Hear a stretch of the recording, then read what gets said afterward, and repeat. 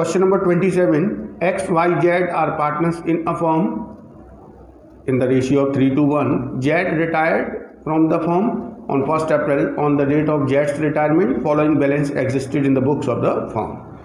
देखिए, जब Z retire हुआ उस वक्त जनरल रिजर्व का बैलेंस है 1,80,000, P&L का डेबिट बैलेंस है 30,000, वर्क्समैन कंपनसेशन रिजर्व है 24,000 which was no more required, और एम्प्लॉयज प्रोविडेंट फंड है, हमें इनका एडजस्टमेंट करना है। रिजर्व और P&L का हमें जब एडजस्टमेंट करना है तो एक चीज़ ध्यान रखिए, जो P&L का क्रेडिट बैलेंस है या कोई फ्री रिजर्व है, सारे रिजर्व्स का क्रेडिट बैलेंस ही होता है।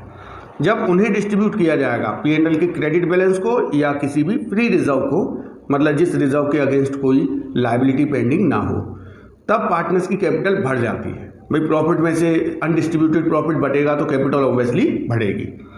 और P&L का अगर डेबिट बैलेंस तो ये लॉस होता है और लॉस डिस्ट्रीब्यूट होता है तो पार्टनर्स की कैपिटल कम होगी, तो एंट्री होती है partners capital account DR to P&L। तो यहाँ देखिए, एक तो जनरल रिजर्व है, क्रेडिट बैलेंस होगा, वो तो प्रॉफिट का ही हिस्सा है, और एक वर्क्समैन कंपनसेशन रिजर्व है 24,000 का और उसके अगेंस्ट कोई क्लेम नहीं है। तो ये जो जनरल रिजर्व और वर्क्समैन कंपनसेशन रिजर्व है, इनको हम एक साथ ही डिस्ट्रीब्यूट कर सकते हैं। तो एंट्री हो जाएगी general reserve account DR, workmen compensation reserve account DR to partners capital account old ratio में, तो to X's capital account, Y's capital account, जेड्स कैपिटल अकाउंट। तो यहाँ पर हमारा जनरल रिजर्व है 1,80,000 और वर्क्समैन कंपनसेशन रिजर्व है 24,000। इसे हम डिस्ट्रीब्यूट कर देंगे X, Y और Z में इनके पुराने रेशियो 3, 2 और 1 में। तो इसके हिस्से में आएगा 1,02,000, इसके हिस्से में आएगा 68,000 और इसके हिस्से में आएगा 34,000। इसके बाद हमें P&L का डेबिट बैलेंस दिया है। P&L का डेबिट बैलेंस मीन्स लॉस है, और जब लॉस बटेगा तो पार्टनर्स की कैपिटल कम होगी, मतलब DR होगी। तो X's capital account DR, Y's capital account DR, जेड्स capital account DR to P&L। तो देखिए, P&L का हमारा डेबिट बैलेंस है 30,000 रुपीज़। इस 30,000 को हम इन तीनों में इनके ओल्ड रेशियो 3, 2, 1 में डिस्ट्रीब्यूट कर देंगे। तो इसके हिस्से में आएगा 15,000, 10,000 और 5,000। इसके बाद दिया एम्प्लॉयज़ प्रोविडेंट फंड। देखिए, ये एम्प्लॉयज़ प्रोविडेंट फंड ये कोई फ्री रिजर्व नहीं है, ये एम्प्लॉयज़ को दिया जाता है। ये फॉर्म के पॉइंट ऑफ व्यू से एक लायबिलिटी है, इसीलिए इसे पार्टनर्स में डिस्ट्रीब्यूट नहीं किया जाएगा। Question number 28. Asha, Naveen and Shalini were partners in a firm sharing profits in the ratio of 5:3:2. Goodwill appeared in their books at the value of 80,000 and general reserve at rupees 40,000. Naveen decided to retire from the firm. On the date of his retirement, goodwill of the firm was valued at 1,20,000. The new profit sharing ratio decided among Asha and Shalini is 2:3. Record necessary journal entries on Naveen's retirement. देखिए, यहाँ पर नवीन retire हो गया है और जिस वक्त नवीन retire हुआ है, goodwill appeared in the books, इसका मतलब ये है एग्जिस्टिंग गुडविल। 80,000 एग्जिस्टिंग गुडविल है। सबसे पहला काम, आप एग्जिस्टिंग गुडविल को राइट ऑफ करिए। ये goodwill at the time of retirement of Naveen balance sheet के एसेट साइड में दिखाई दे रही है, क्योंकि जब तक एग्जिस्टिंग गुडविल राइट ऑफ नहीं की जाएगी तब तक सेल्फ जनरेटेड गुडविल का वैल्यूएशन नहीं किया जाता है। तो हम सबसे पहले इसी गुडविल को राइट ऑफ कर देते हैं। इसमें एंट्री होगी all partners capital account DR to goodwill account. तो to Asha's capital account DR, Naveen's capital account DR, Shalini's capital account DR to goodwill account. तो देखिए, टोटल 80,000 गुडविल है और जो एग्जिस्टिंग गुडविल है ये ऑल पार्टनर्स में ओल्ड रेशियो में राइट ऑफ की जाती है, और ओल्ड रेशियो आपको दिया है 5:3:2। तो इसे हम राइट ऑफ करेंगे 5:3:2 के रेशियो में 40,000, 24,000 एंड 16,000। ये एग्जिस्टिंग गुडविल राइट ऑफ हो गई। इसके अलावा at the time of retirement general reserve का बैलेंस था 40,000, तो इस जनरल रिजर्व को पार्टनर्स में डिस्ट्रीब्यूट कर दिया जाएगा। एंट्री होगी जनरल रिजर्व अकाउंट DR। देखिए, रिजर्व है, ये प्रॉफिट का हिस्सा होता है, प्रॉफिट से ही रिजर्व क्रिएट किए जाते हैं। तो जब ये प्रॉफिट का पार्ट है और पार्टनर्स में बटेगा तो ऑब्वियसली पार्टनर्स की कैपिटल इंक्रीज होगी, इसलिए CR करेंगे 2 A's capital 2 N's capital 2 S capital. तो ये जनरल रिजर्व 40,000 है, इसे हम पार्टनर्स में बांटेंगे कौन से रेशियो में? ओल्ड रेशियो में 5, 3, 2। 12,000 और इसके हिस्से में आएगा 8,000 रुपये। इसके बाद on the date of his retirement goodwill of the firm was valued at 1,20,000।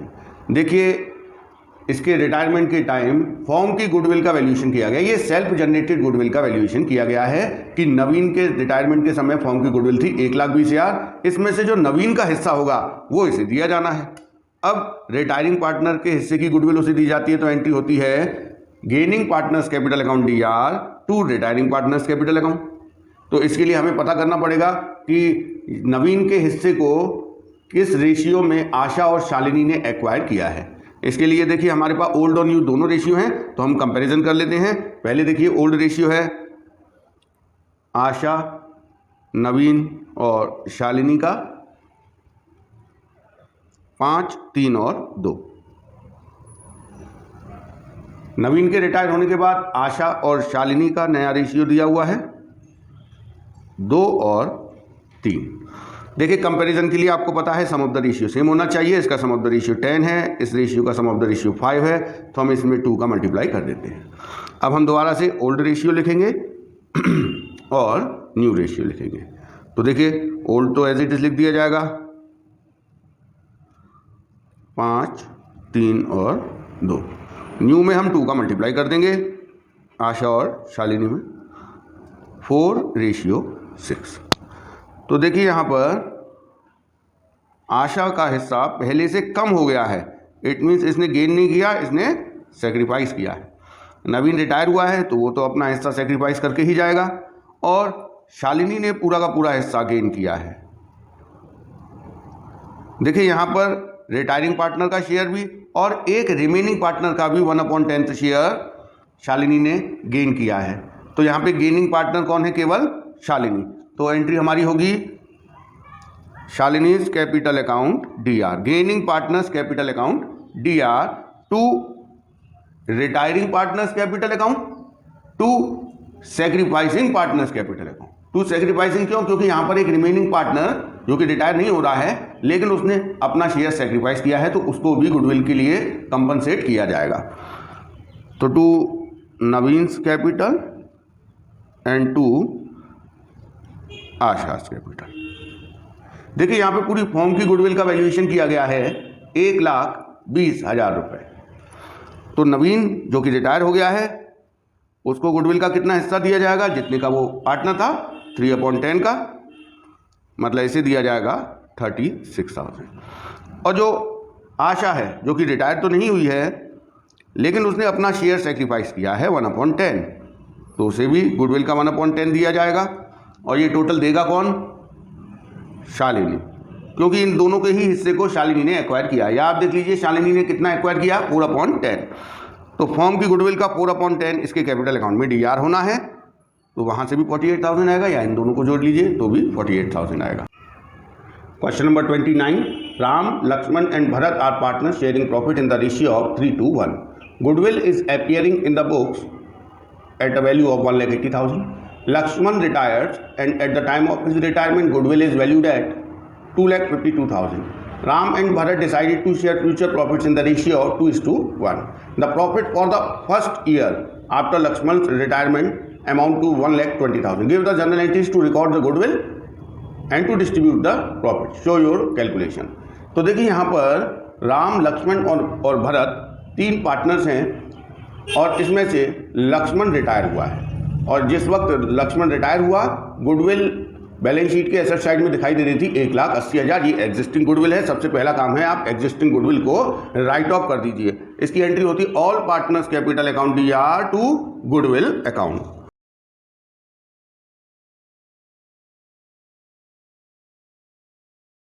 ये एंट्री हो गई Ram's capital account DR, Lakshman capital account DR, Bharat capital account DR to goodwill account. देखिए 1,80,000 एग्जिस्टिंग गुडविल है, इसे पार्टनर्स में ओल्ड रेशियो में write off किया जाएगा, मतलब 3:1।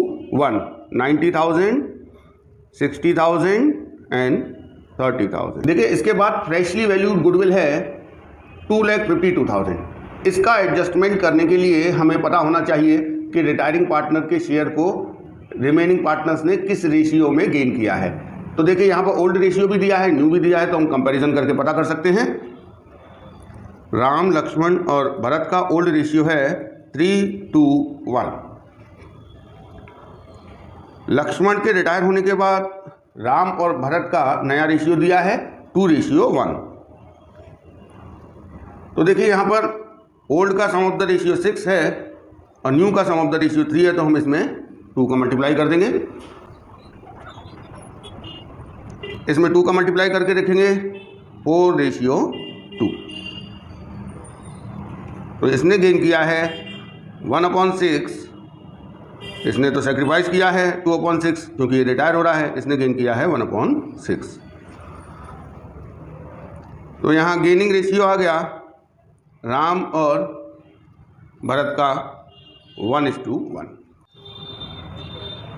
लक्ष्मण जो रिटायर हो रहा है उसके हिस्से की गुडविल है 84,000 और ये गुडविल लक्ष्मण के कैपिटल अकाउंट में क्रेडिट की जाएगी और गेनिंग पार्टनर्स के कैपिटल अकाउंट में डेबिट की जाएगी।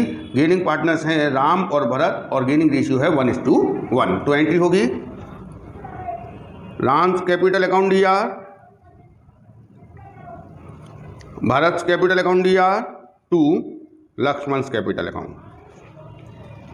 तो 84,000 जो इसके हिस्से की गुडविल है वो राम और भरत किस रेशियो में देंगे? गेनिंग रेशियो मतलब 1:1।